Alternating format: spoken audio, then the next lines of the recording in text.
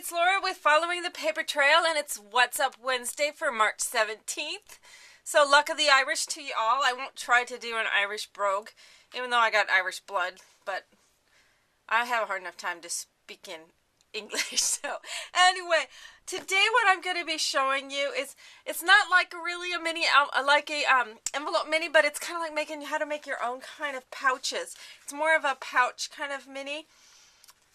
What I've got is out of your basic 12 by 12 papers, you'll be able to make two of these pouches. They can be made out of double-sided cardstock if you wanted to. Or what I've done is I've made them out of solid cardstock, and then I've added paper onto each side. You can do it, either way that you want, but you get a large photo mat that can fit inside the pouch. You can also have photos and or journaling on the outside. Now I'm going to be putting in 6 pages, so I've used 3 12 by 12 pages in order to make this. I'll have this last one go in there before I bind it. It's got a little folded piece of cardstock here that fits into when you put it together, so that it gives you some place to bind it. You can do it with either rings, or I'm going to be doing it with my Bind It All. Then it has a 6 by 6 inch chipboard cover that's going to go on the top. So let me show you how to make it. First off, you're going to cut a 6 by 12 inch piece of cardstock or patterned paper, whichever you prefer. You're going to score it 1/2 inch down each side, and you're going to score it down the middle, which is at 6 inches from each end. So 1/2 inch, 6 inches. Then we need to trim off of 1/2 of it. We need to trim off that 1/4 inch. Now I have found it easier to see the fold lines, the score lines on the back side. You can use scissors. I prefer to use my craft knife, which I try to throw it myself. Let's see if I can do this without putting my head in the camera. So I line this all up. Go ahead and trim this. And so I just trim it right down to that score lines that's at the halfway point. And then I'm going to use my scissors,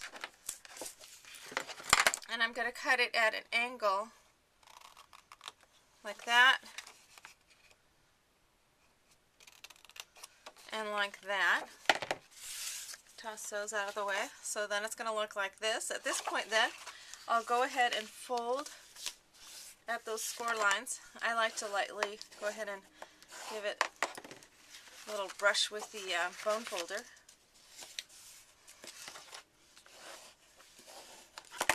To each side.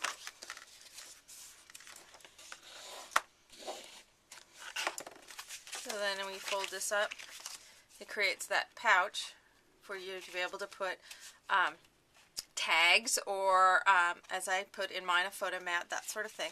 But at this point it's like, oh, there's really nothing to bind it to. Now you could bind it at the end and it just makes the pocket a little bit shorter. You could do it that way. But what I have been doing is I cut a 2 inch by 4 inch piece of cardstock. Now I have my pages in this one are cream, green, and blue. I'm covering it with some Webster pages papers. So I've got, these are the colors of my pages, and then I'm using pink for my little binding tabs. So I cut this 2 inches by 4 inches. I'm going to score it down the middle and fold it in half.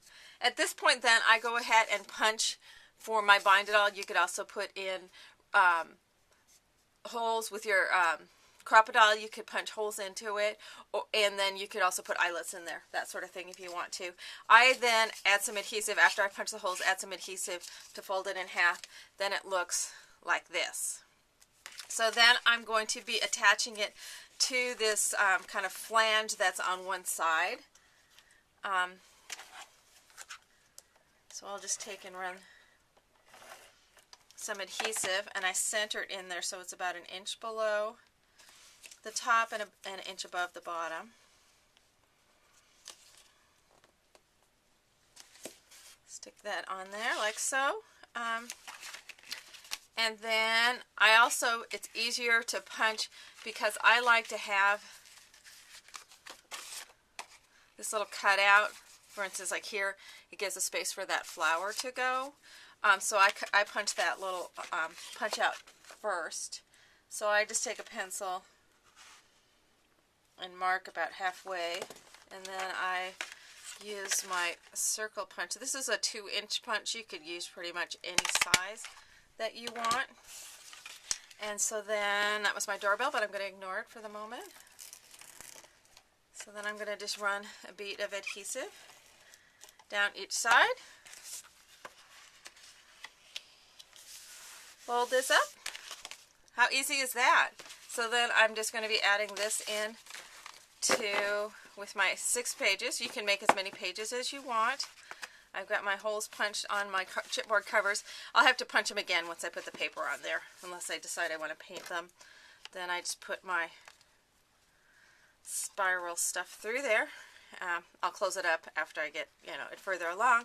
But that makes a cute little book. It's a lot of space in there. You could put multiple photo mats or tags within each of those pages. So anyway, that's my idea for this What's Up Wednesday.